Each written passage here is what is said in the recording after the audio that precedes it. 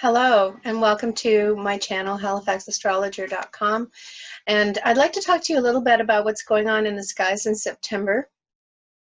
And September belongs to, and I've got a picture of a road because the title of this when I blogged it was "The Road Rises to Meet Us." And that's pretty much true, that if we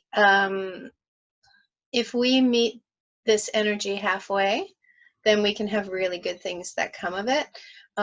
If we sit on our haunches or try to resist the energy, then that's when things can get stressy. So let me help you go with the flow, and the road will rise to meet you. And here's the road.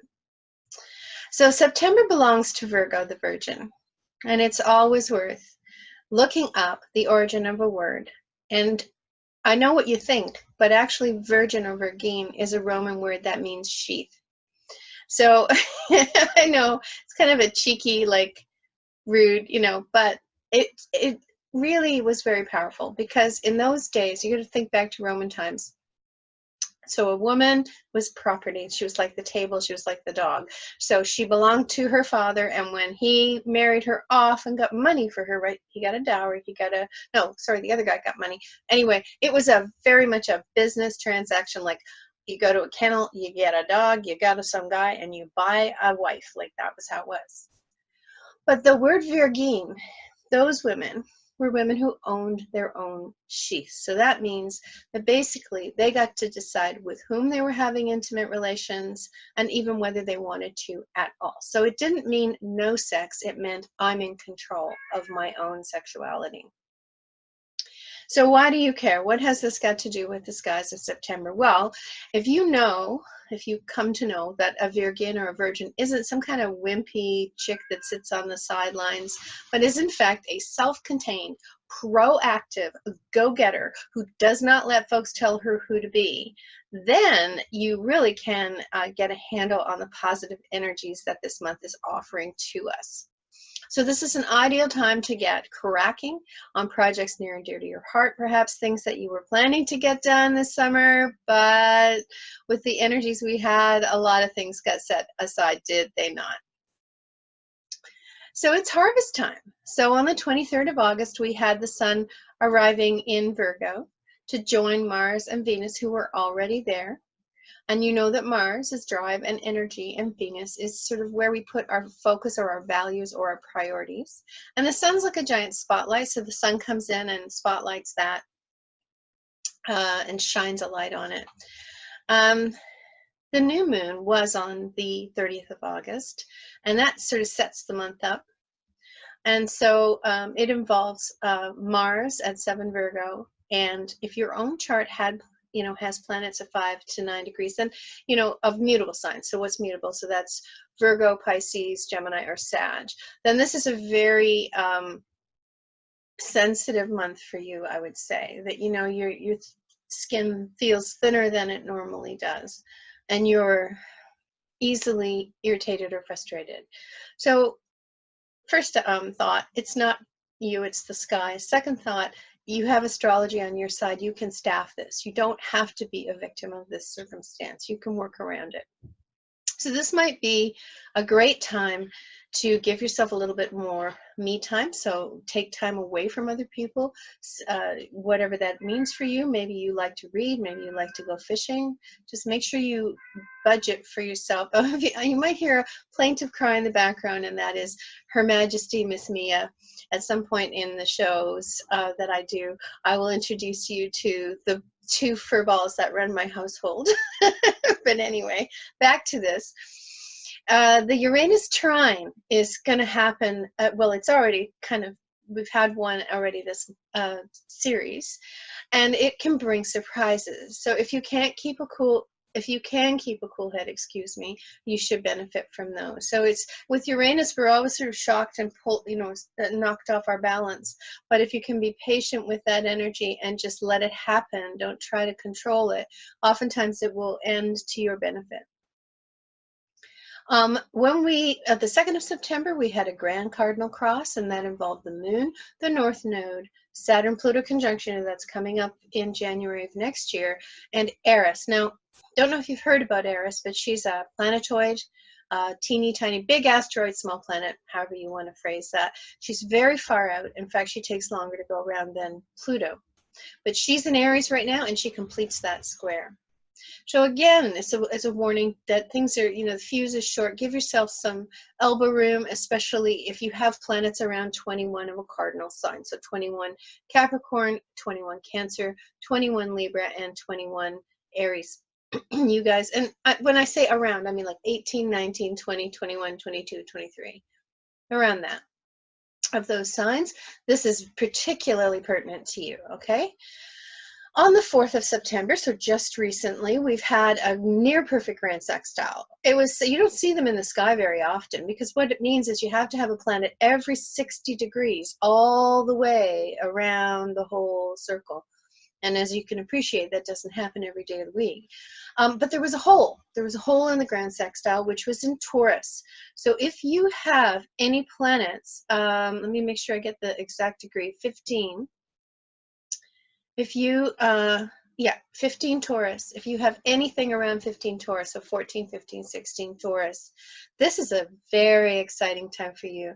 Look, unlooked for blessings and joy. Okay, the 6th of September, which was just, yesterday, we had, where am I here? Sorry. On the 6th of September, we have the moon conjoining Jupiter. So the moon is your feelings, and Jupiter's kind of Santa Claus. Well, he's often Santa Claus. Sometimes he's the mafia boss, but usually he's Santa Claus. Indicating happy times and a sense of generosity in the area of your chart containing that 15 Sag point. So you look on your chart, find 15 Sag, figure out what house it's in. For instance, if it's in the 6th house, it would be in your daily routines. If it's in the 10th house, it would be career. If it's in the 3rd house, it can be your neighbors or your brothers and sisters. You get the general idea. And there is some cleaning, sorting, and organizing that can happen this weekend. So today, last night I cleaned out all my books and resorted them. Oh, it felt so amazing. Because she who dies with the most books wins, right? Right. So now I have all my astrology sections. I've got my horary, I've got my electional. It was great. So, if you have a few minutes that you can take to even the smallest of things, even if it's just sorting out your purse or your man bag, or even if it's just sorting out some papers and documents, just pick a small thing, time box it, give it an hour. You're going to be amazed at how good you feel, because it's in keeping with the energies of the season. On the 15th of September, Mercury and Venus are both moving from Virgo into Libra, peacemaking Libra, as they like to call it. The moon is in Aries near Chiron. It's a great time to read and study things that make you smile and to sort of gain a new skill. An Aries moon is brave, a bit foolhardy. We're not going to say that they're not. Perhaps they don't always plan before they do stuff, but they are certainly brave. So if you want to try a new project or a new skill set or something you haven't looked at before, this might be your big opportunity to do so. On the 19th of September, a lovely trine in Earth offers the gifts of the Earth to all of us. So everybody's going to enjoy it. So that means like food around the table with family and friends. That means starting a knitting project. That means taking a pottery class, like all that earthy stuff, okay? But especially if you have a planet that is somewhere around 21 degrees of an earth sign, but especially 21 degrees of Taurus. So 18, 19, 20, 21, 22. So let's say you had a Taurus moon, okay, around those degrees. Would it be especially beneficial for you? So take a look at your chart and see. And of course, the house, as always, will show you what area of life it will pop up in. The 21st of September has a grand cross, but it's a mutable cross. So remember, that's a big square in the sky, a grand mutable cross involving the sun, the moon, Neptune, and Jupiter. So that energy, we know the sun's the spotlight, the moon is feelings, Neptune is a big old cloud bank, and Jupiter can either be Santa Claus or the mafia boss according to his, attitude at the time. And that energy is it's powerful energy. It feels like busting out all over. And so those squares could feel like irritation or just a sense of, I have to get out of here. So I really recommend that if you can sort of pre-plan to have yourself in the middle of some kind of constructive project at that time. Something practical and creative, something that will channel your energies in a positive way, then the irritation is likely to be kept to a minimum. This is astrology for the win, guys, right?